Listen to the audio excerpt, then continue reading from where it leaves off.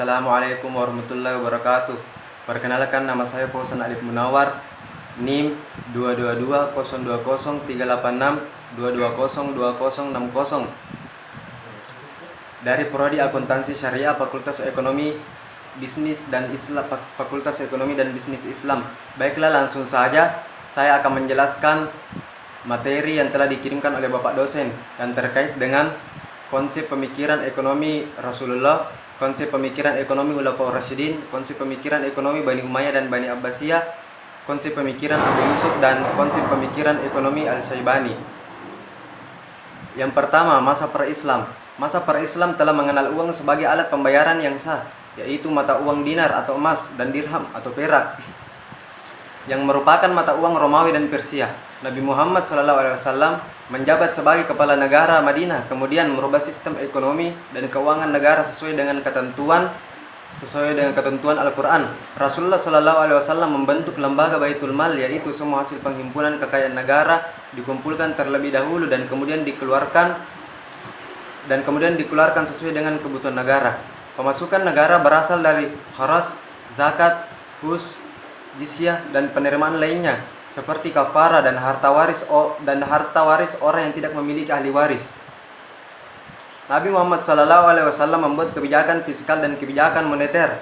Kebijakan fiskal diantaranya peningkatan pendapatan nasional dan tingkat partisipasi kerja, kebijakan pajak, anggaran, dan kebijakan fiskal khusus.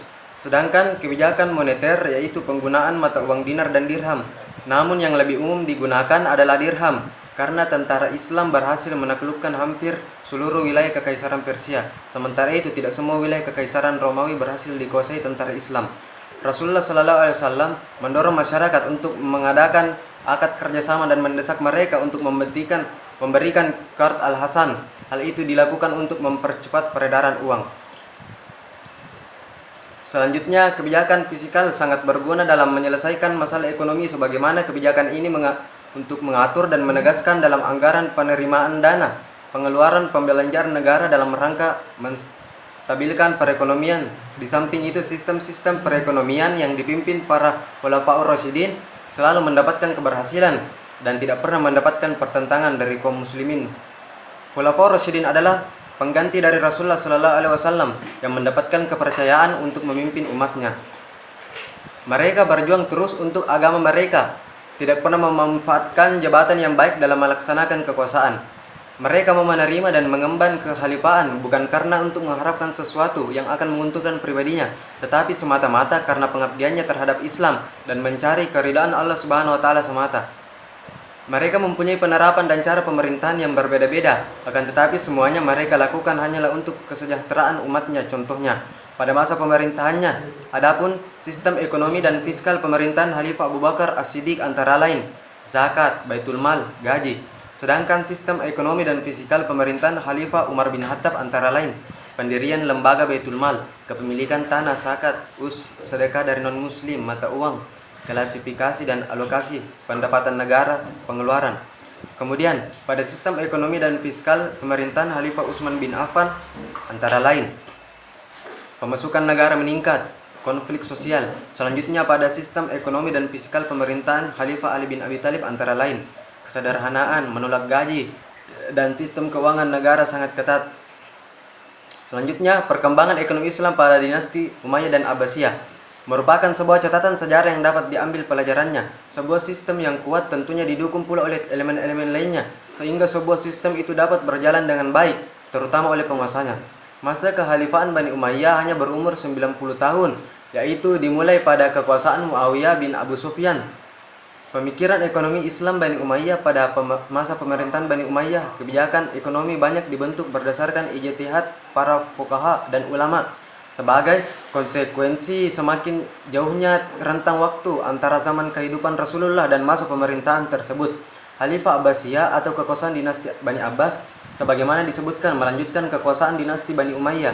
Kekuasaannya berlangsung rentang waktu yang panjang. Selama dinasti Bani Abbasiyah berkuasa, di mana pola pemerintahan yang diterapkan berbeda-beda sesuai dengan perubahan politik, sosial, dan budaya.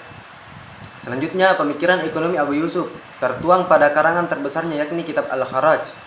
Al-Kharaj merupakan kitab pertama yang menghimpun semua pemasukan Daulah Islamiyah dan pos-pos pengeluaran berdasarkan Kitabullah dan Sunnah Rasul Shallallahu Alaihi Wasallam.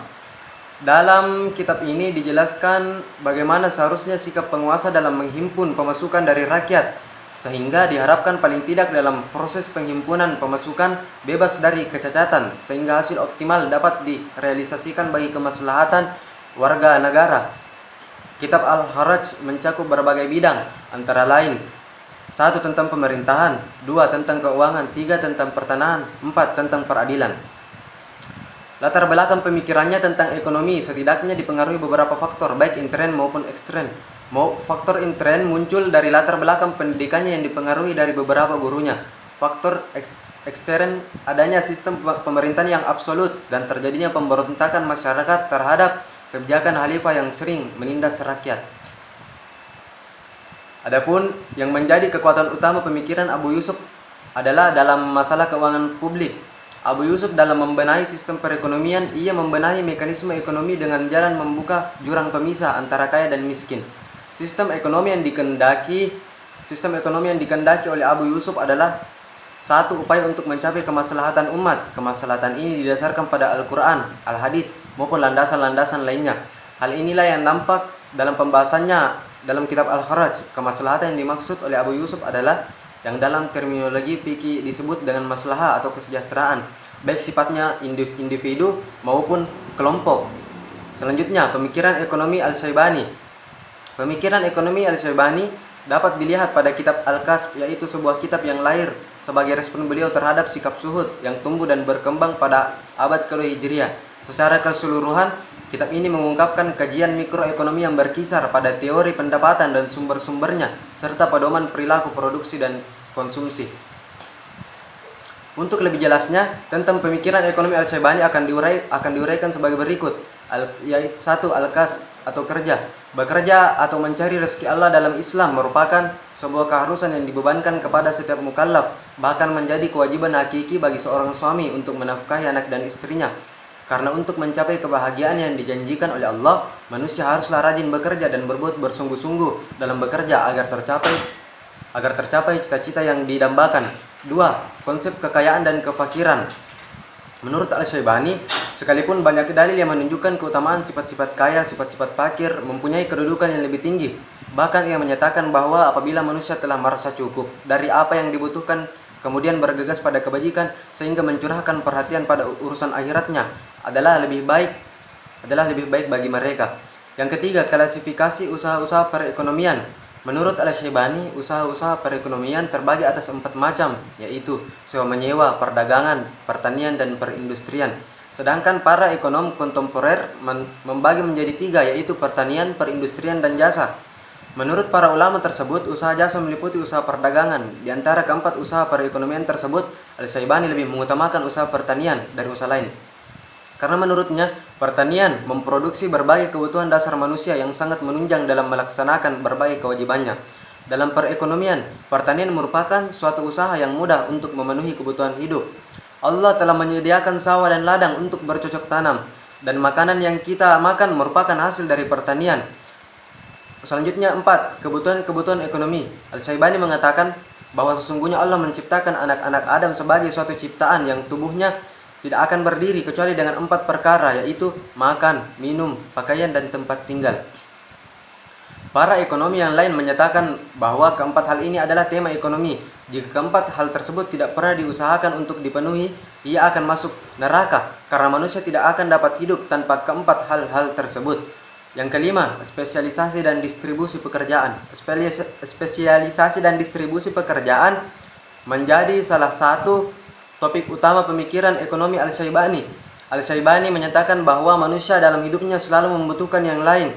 Manusia tidak akan bisa hidup sendirian tanpa memerlukan orang lain. Seseorang tidak akan menguasai pengetahuan semua hal yang dibutuhkan sepanjang hidupnya, dan manusia berusaha keras, maka usia akan membatasi dirinya. Oleh karena itu, Allah Subhanahu wa taala memberi kemudahan pada setiap orang untuk menguasai pengetahuan.